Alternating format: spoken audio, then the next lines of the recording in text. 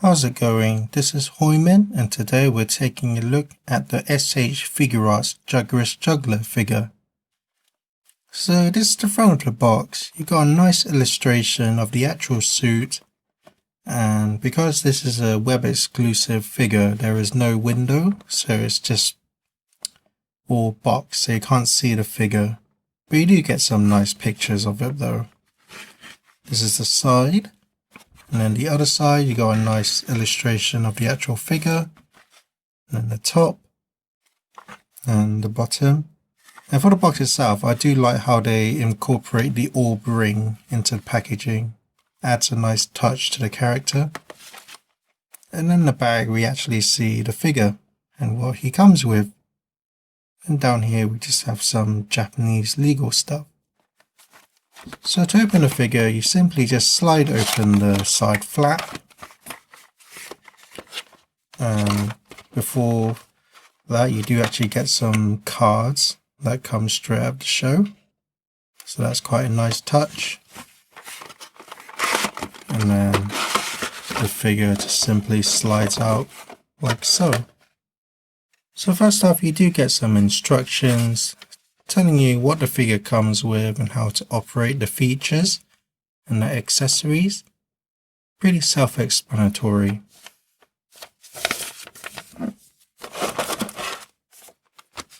And then to open the figure, you just simply lift off the front lid. And here we have the figure all together with its accessories. So here we have the actual figure out of its packaging. And it's a very nice sculpt. Very accurate to the actual suit in the show.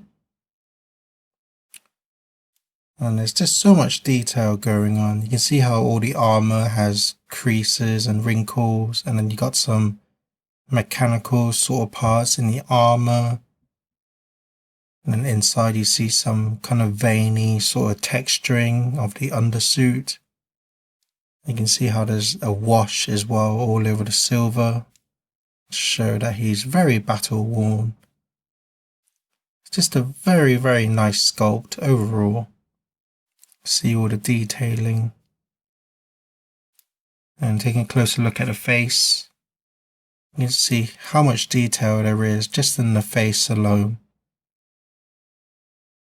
So the orange parts are quite a matte finish, but it has this kind of black sort of wash to it to make it really stand out in its texturing. And then the silver parts are in a metallic silver, so it adds a nice touch to it. Makes it very eye-popping. And the eyes themselves are metallic green as well. I think it would have been nice if they were translucent, but just being metallic green works just as well as. So for articulation, the neck is on a double ball joint, so you can look down about that much, look up about that much, which is quite a bit considering the sculpt of his armor. He can tilt his head side to side and also swivel.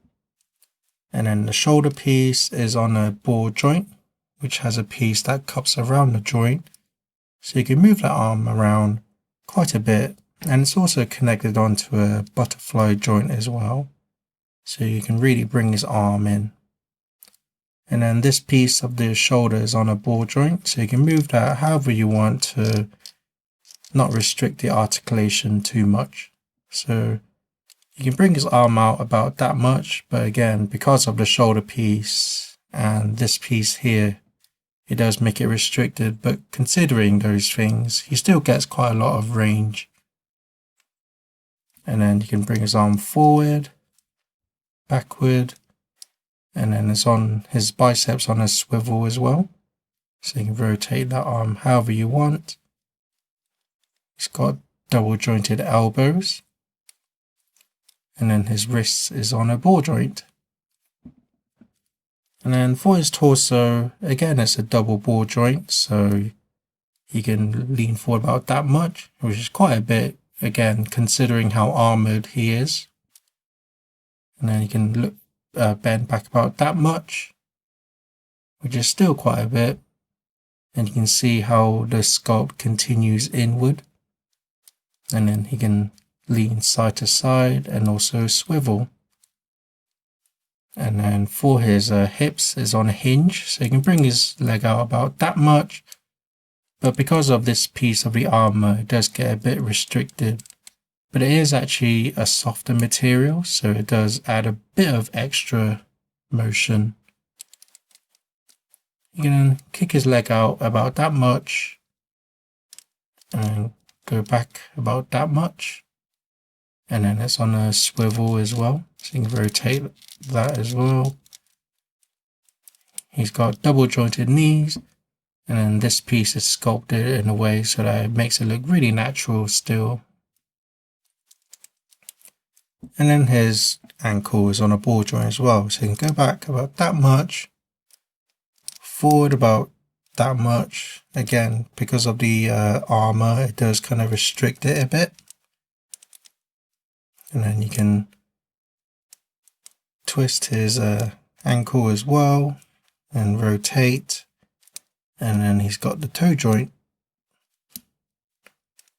So all in all, despite his heavy armored look, he still retains all the articulation that you'd expect Figuarts would have. And he's still got some pretty decent range of motion despite his heavy armor. Yep, that's the figure. Let's take a look at the accessories. So for accessories, he comes with a pair of fists, which come on default in the packaging. He's got 2 posing hands. And then he's got 2 hands to hold his weapon. A pair of hands to hold his morpher. And then finally a pair of palms. And you can see how there's even some texturing inside his palm as well, which adds to the detail. And he comes with his sword. And it's very nicely painted, very clean. Nice use of metallic colors as well. And then the blade itself is very shiny. And then this piece at the end can come off like so. And that makes it easier to slide the sword into his hand. He also comes with an alternative chest piece, which doesn't have the ring. And then finally, he comes with his morpher. Again, it's very nicely sculpted. Nice use of the metallic blue, and then the ring itself is actually a translucent orange, which looks really nice. So my final thoughts are, if you're a huge fan of this character or you like the show itself, then I highly recommend getting this figure. But because this particular figure is a web exclusive, he is quite heavy on the more higher price tag. So just be prepared to pay quite a hefty price if you do plan to get this figure. But if you're a huge fan of this character, then I'm sure it will be that you won't be disappointed with the purchase. But yeah, that's my review. Thank you for watching and enjoy some pictures.